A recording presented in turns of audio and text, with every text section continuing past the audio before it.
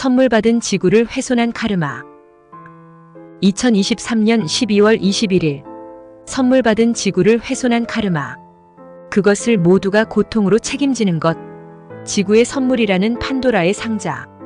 그 속에 물질, 광물, 자원, 불 등 질량 보존의 법칙을 깨우치는 중 지구는 회귀하려 한다. 그 기간을 당긴 것은 인류와 문명. 속도는 점점 빨라지고 있다. 비물질이 답이다. 의식을 말한다. 가짜를 구분해야 한다. 난세에는 가짜가 진짜인 듯 보일 때가 많다. 마음의 눈으로 보아라. 너의 마음이 향한 곳이 길이다. 보고자 하면 보일 것이고 빛으로 인도될 것이다. 인류는 지구를 더는 꺼내 쓸 수 없을 만큼 고갈시켰다. 이제 남은 건 비물질 의식뿐이다. 우리는 이미 이 작업을 수백 년 전부터 해왔고 그 작업은 마무리 단계에 와 있다. 이제 비물질의 전부인 의식이 통용되고 의식이 화폐가 되는 시절이 도래했다. 그것으로 연명하다 소멸한다. 슈카이브님의 해석. 이 지구는 우리만의 것이 아니다. 단지 전생, 전전생에 지은 카르마를 정화하고 소멸하기 위해 잠시 윤회에 머물고 있는 곳일 뿐이다. 영혼은 물질계에서 만든 카르마를 결코 천상계에서 정화하거나 소멸시킬 수 없다. 반드시 물질계에서만 그렇게 할 수 있다. 천상계에서는 카르마 정화와 소멸 방법을 찾을 수는 있지만 그것을 해결할 수는 없기 때문이다. 지구는 창조주로부터 받은 선물이다. 그러므로 인간은 감사한 마음을 가지고 지구에 머물다가 후손에게 물려주어야 한다. 그런데 두려움과 이기심, 욕망의 화신인 인간은 이를 지키지 않았다. 선물 받은 지구를 더는 인간의 힘으로 복구할 수 없을 만큼 훼손했다. 인간들을 위해 신이 지구 안에 감춰두었던 석유, 천연가스, 광물 같은 자원을 고갈시켰다. 특히 석유는 지구를 움직이는 혈액과 같은 것인데도 그러한 신의 선물들의 인간이 얼마나 큰 만행을 저질러 왔는지 보라. 아버지 창조주께서는 질량 보존의 법칙을 들어 이 부분을 설명하신다. 이 법칙은 화학 반응이 일어나기 전과 후의 모든 물질의 질량은 항상 일정하다는 이론이다. 아버지께서 하고 싶어 하시는 이야기는 두 가지다. 인간들이 지구에 거주하며 고갈시킨 자원들은 물질의 형태만 바뀌었지 질량은 일정하다는 것. 그리고 인간들이 거듭 윤회하면서 지은 카르마 역시 정화하거나 소멸시키지 않는 한 질량이 그대로라는 것. 바로 이 법칙을 어리석은 인간들이 지구가 생기고 나서 지금껏 경험하지 못한 환란을 통해 깨우치리라는 이야기다. 인간이 쌓아온 카르마의 무게는 감당할 수 없을 만큼 무거워졌다. 카르마는 인간 개개인만 생성하는 것이 아니다. 동물과 식물, 곤충과 파충류, 물질과 비물질, 가족, 가문, 단체, 한 도시, 한 국가, 행성 등 모든 것이 카르마를 낳는다. 비단 인간뿐만 아니라 지구에 있었고 이런 모든 존재의 카르마 무게 때문에 지구는 회귀를 앞두고 있는 것이다. 천상계는 이미 지구를 태초의 모습으로 되돌리기 위한 준비를 모두 마친 상태다. 현재 지구의 자전축은 23.5도 기울어져 있다. 머지않아 이 자전축이 원래대로 돌아오는 극이동이 진행될 것이다. 극이동은 교회나 성당에서 말하는 것 같이 몇 날 며칠에 걸쳐 일어나지 않는다. 0.1초도 걸리지 않는다. 그야말로 눈 깜짝할 사이에 일어나고 끝난다. 극이동이 일어나면 그로 인한 지진과 화산 폭발, 해일, 홍수 등으로 수많은 사람들이 소멸할 것이다.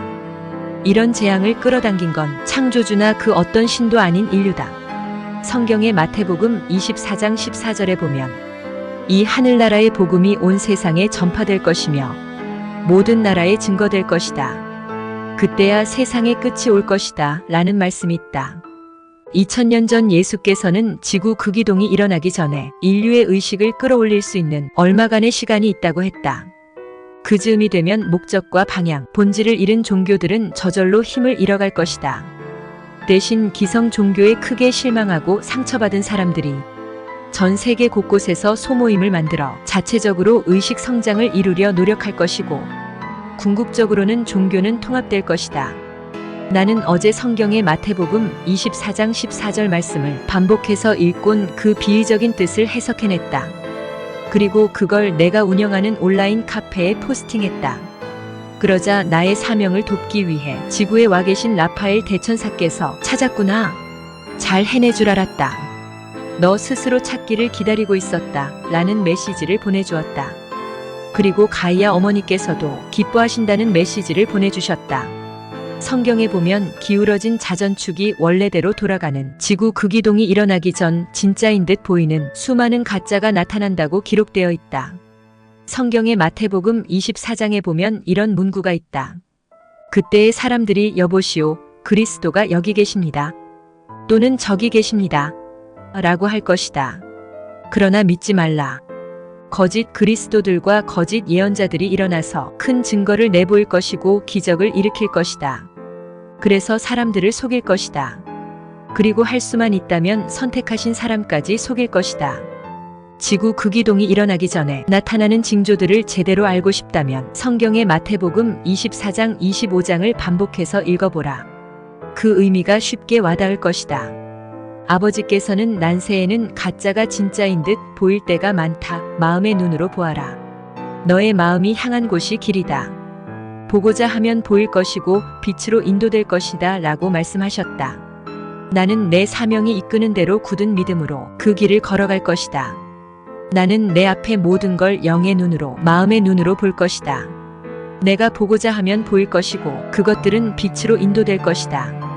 이제 인류에게 주어진 시간은 얼마 없다. 지금 행성 지구에 거주하고 있는 인류는 퇴거 명령을 받았다. 깨달은 자들은 내 말의 뜻을 퍼뜩 알아차릴 것이다. 천상계에서는 인간들이 자력으로 의식을 끌어올릴 수 없다고 판단했다. 그래서 이미 수백 년 전부터 지구를 4차원으로 끌어올리는 작업을 강제적으로 해왔다. 지금까지 지구에서는 물질 화폐가 사용되었다.